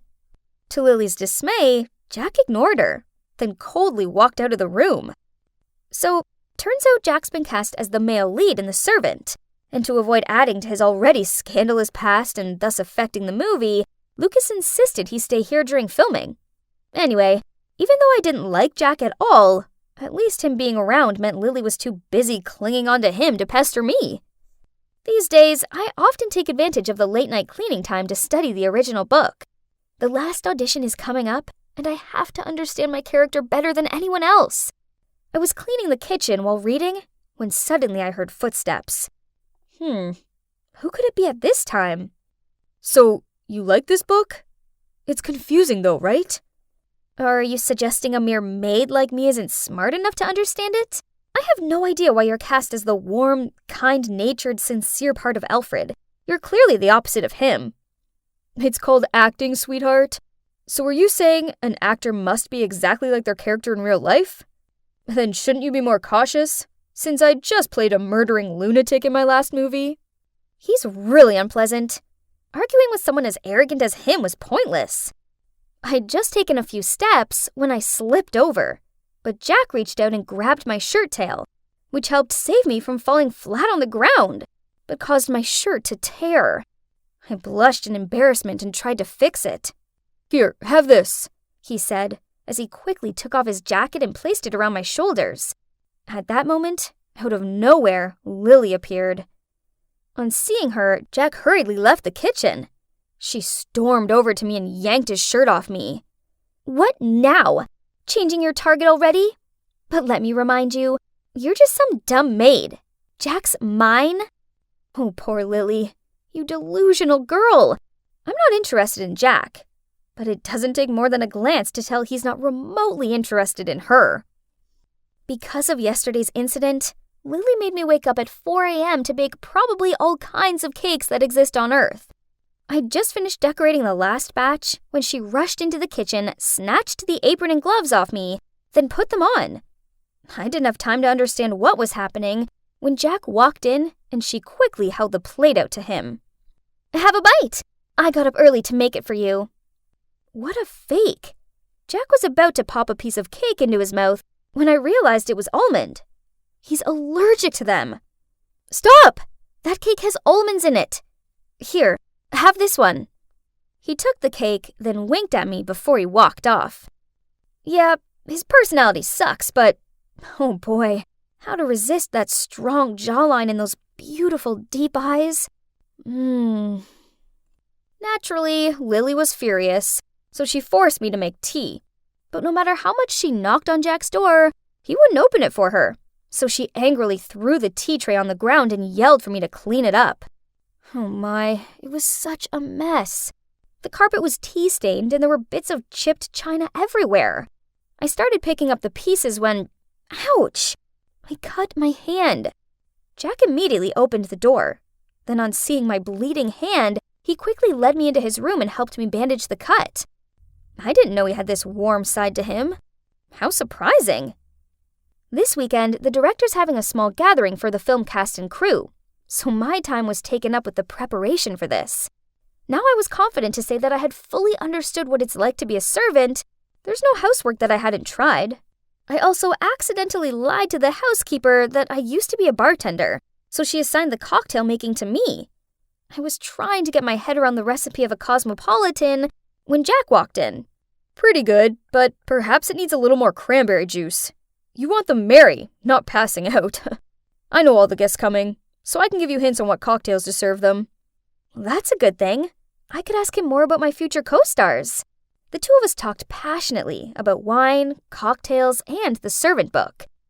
Turns out he's actually quite sweet, and nothing at all like those ego-driven swine the press portray him as. While talking and drinking, I felt a little dizzy. Suddenly, Jack approached me.